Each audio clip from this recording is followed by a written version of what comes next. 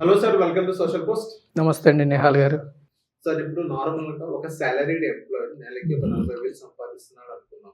ఆ వ్యక్తి ₹1,00,00,000 తన లైఫ్ లో చూడగలుగుతారంటారా? ఖచ్చితంగా. ఎలా? SIP, okay. Systematic investment plan. ఎస్ఐపికి నేను ఆల్టర్నేషన్ చెప్తున్నాను. Simple is powerful, okay. Small is powerful. SIP లేదంటే సూపర్ ఇన్వెస్ట్మెంట్ ప్లాన్. ఓకే. నెలకు 10,000, నెలకు 30,000 వచ్చే వ్యక్తి కూడా ఒక 10,000 మీరు క్రమానుగుణంగా 21 సంవత్సరాల పాటు ఇన్వెస్ట్ చేస్తే ఎస్ఐపిలో, అంటే డైవర్సిఫైడ్ ఈక్విటీ మ్యూచువల్ ఫండ్స్ నేను చెప్పేది, ఇన్వెస్ట్ చేస్తే 1,05,00,000, 12% ఎగ్జంప్షన్తో 1,05,00,000 వస్తుంది. ఇక్కడ డిస్క్లైమర్ ఏమిటంటే మ్యూచువల్ ఫండ్స్ అనేది subject to market risk, returns are not guaranteed. ఎందుకంటే ఓనర్షిప్లో రిటర్న్స్ గ్యారంటీ ఉండదు, ఎంప్లాయీకి శాలరీ గ్యారంటీ ఉంటుంది.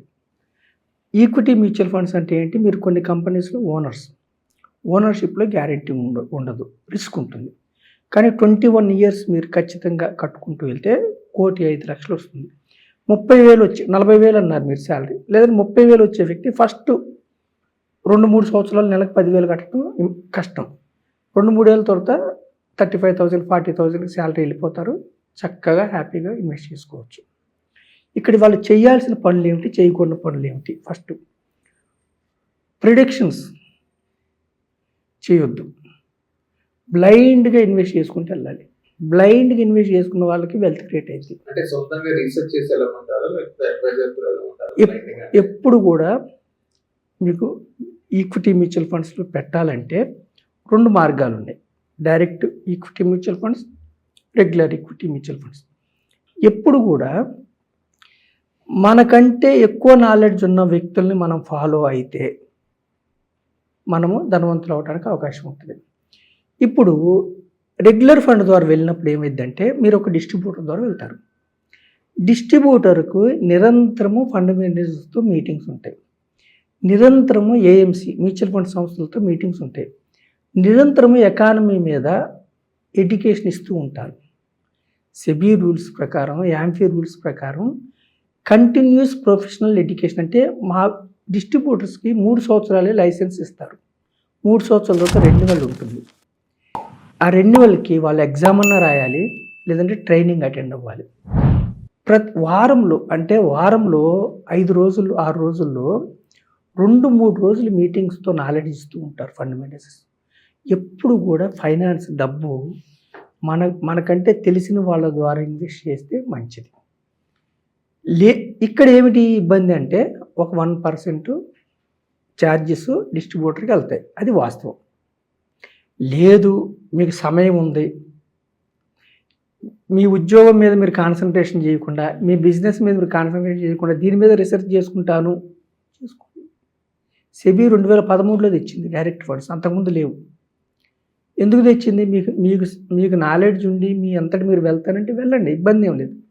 కానీ ఇక్కడ మనం ఏమంటున్నామంటే గత 20 ఏళ్ళ చరిత్ర ఏం చెప్తుందంటే, ఎవరైతే బ్లైండ్గా ఒక డైవర్సిఫైడ్ ఈక్విటీ మ్యూచువల్ ఫండ్స్, అది కూడా ఎక్కువ కాదు, ఒక 2-3 ఫండ్స్, అంటే ఒక లార్జ్ క్యాప్, ఒక మిడ్ క్యాప్, ఒక స్మాల్ క్యాప్, ఎవరైతే 25 ఏళ్ళ నుంచి ఉన్నారో బ్లైండ్గా ఇన్వెస్ట్ చేసిన వాళ్ళకి సంపద వచ్చింది. ఈ సంవత్సరం సెన్సెక్స్ ఏమవుతుంది, ఈ సంవత్సరం నిఫ్టీ ఏమవుతుంది, జియోపొలిటికల్ ఇష్యూస్ ఎలా ఉన్నాయి, వారం తిరిగిన తర్వాత ఈ వారం ఏంటి, మార్కెట్ అప్డేట్స్ ఏంటి, ఎఫ్ఐఎల్ ఎంత అమ్మారు, ఎఫ్ఐఎల్ ఎంత కొన్నారు. లాంగ్ టర్మ్ ఇన్వెస్ట్మెంట్స్లో బ్లైండ్గా ఒక డిస్ట్రిబ్యూటర్ ద్వారా, ఒక ఫైనాన్షియల్ అడ్వైజర్ ద్వారా, ఒక ఆర్ఐఏ ద్వారా మీరు మార్కెట్ సైకిల్స్ డౌన్ అయినప్పుడు కూడా మీరు తీయకూడదు. తీయకపోతే కోటేశ్వరుడు అవడం ఖచ్చితంగా సాధ్యమే. ఎలా సాధ్యం అంటే ఏంటంటే సిప్పులో ఎందుకు కోటేశ్వరుడు అవుతారంటే, సిప్ అంటే మీ డబ్బుల్ని, మీలాంటి వాళ్ళందరి డబ్బుల్ని తీసుకొని ప్రతి నెల 30 నుంచి 50 కంపెనీల్లో ఓనర్షిప్ తీసుకుంటారు. ప్రతి నెల 2-3 సంవత్సరాలు మీకు మార్కెట్ పెరగకపోతే మీ అదృష్టం, సిప్లో కట్టే వాళ్ళ అదృష్టం, అది జనాలకు తెలియదు. 2-3 సంవత్సరాలు నా ఫండ్ ఏం పెరగట్లేదు, 4 వేలు కూడా ఏం పెరగట్లేదు అనుకుంటారు. మీకు పెరగకుండా ఉంటే అదే దగ్గర మీకు స్టాక్స్ వస్తున్నాయి తక్కువ రేట్లో, మీకు నంబర్ ఆఫ్ యూనిట్స్ ఎక్కువ అక్యుములేట్ అవుతున్నాయి. మరి దీర్ఘకాలంలో ఎప్పుడు ఇలాగే ఉంటుందా? 7%తో గ్రో అవుతున్న జీడిపిలో దీర్ఘకాలంలో మార్కెట్స్ ఎప్పుడు ముందుకే ఉంటాయి. దీర్ఘకాలంలో మన యొక్క దేశంలో 140 కోట్ల మందిలో కేవలం 5 to 7% పీపులే ఇంకా ఈక్విటీస్లో ఇన్వెస్ట్ చేశారు. రెస్ట్ ఆఫ్ ది పీపుల్ ఇంక ఇన్వెస్ట్ చేయలేదు. చాలా అవకాశాలు ఉన్నాయి. ఎప్పుడు కూడా చేయకూడని పనులు ఏమిటంటే, డౌన్ మార్కెట్స్లో అసలు మనం సిప్ ఆపకూడదు, సిప్ కడుతూ ఉండాలి. పైగా మీరు అన్నట్టు ఇంకా ఎక్కువ పెట్టుకోగలిగితే చాలా మంచి అవకాశం. ఎక్కువ పెట్టుకోలేకపోయినా కానీ బ్లైండ్ ఇన్వెస్ట్మెంట్, నేను ఇక్కడ ప్రజలకు చెప్పేది ఏంటంటే, బ్లైండ్ ఇన్వెస్ట్మెంట్ క్రియేట్స్ వెల్త్. ఒక 3 ఫండ్స్, ఒక 4 ఫండ్స్ మీకు సూటబుల్ అయ్యే ఫండ్స్ తీసుకొని మార్కెట్ పెరిగినా తగ్గినా మీ గోల్స్ ప్రకారం చేసుకుంటే మీకు సంపద సృష్టించబడుతుంది.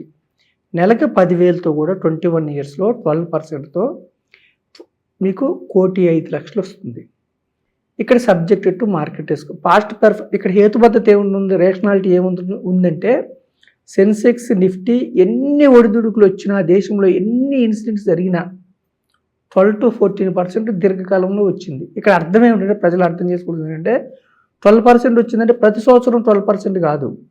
1 ఇయర్ రాకపోవచ్చు, 2 ఇయర్స్ రాకపోవచ్చు, 3 ఇయర్స్ రాకపోవచ్చు, కానీ 4th ఇయర్లో 48% వస్తే ఆన్ అండ్ యావరేజ్ 12%. అంటే మన యొక్క ఎమర్జింగ్ మార్కెట్లో ఎన్ని ఒడిదుడుకులు వచ్చినా సెన్సెక్స్ ₹1,00,000 పెడితే 15% అటు ఇటుగా CAGRతో 8,40,00,000 అయింది ఈరోజు. సో మనం ఏం చెప్తున్నామంటే, ప్రిడిక్షన్స్ వద్దు. సెన్సెక్స్ ఏమైంది 2026 డిసెంబర్కి, సెన్సెక్స్ ఏమవుద్ది, నిఫ్టీ ఏమైద్ది, యాంథ్రోపిక్ వల్ల ఐటీ స్టాక్స్ ఏమవుతాయి, మన యొక్క ఐటీ రంగం ఏమవుతుంది, లేదంటే ఏ రంగాలు దెబ్బతింటాయి, ఏ రంగాలు ముందుకెళ్తాయి, టైమింగ్.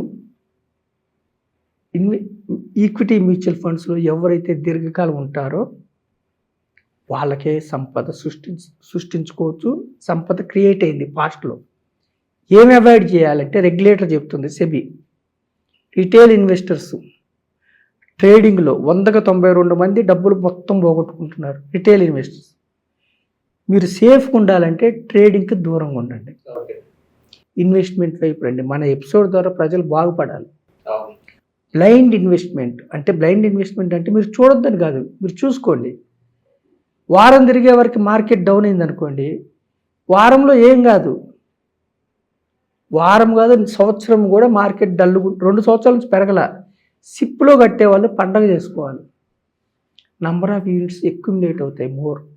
అందుకే గోల్స్ వరకు మనం ప్రజల్ని ఎడ్యుకేట్ చేసేది ఏంటంటే, గోల్స్ పరంగా ఎందుకు చేయమంటున్నామంటే, దీర్ఘకాలం ఎందుకు అంటున్నామంటే, ఈక్విటీస్లో మంత్రం దీర్ఘకాలం, రెండో మంత్రం డైవర్సిఫికేషన్. మ్యూచువల్ ఫండ్స్లో 2 ఉంటాయి, లాంగ్ టర్మ్, డైవర్సిఫికేషన్. ప్యూర్గా బ్లైండ్ ఇన్వెస్ట్మెంట్. ప్రతి వారం మార్కెట్ అప్డేట్స్ చూసి బెంబేలెత్తిపోయి బెదిరిపోయి కొంతమంది ఉంటారు, లక్షల కోట్ల ఆవరణ బెదిరిస్తూ ఉంటారు.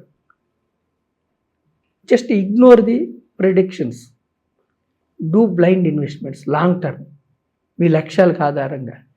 ఎందుకు ధనవంతులు అవుతారంటే, ప్రతి నెల మీరు 30 నుంచి 50 కంపెనీస్లో ఓనర్షిప్ తీసుకుంటున్నారు.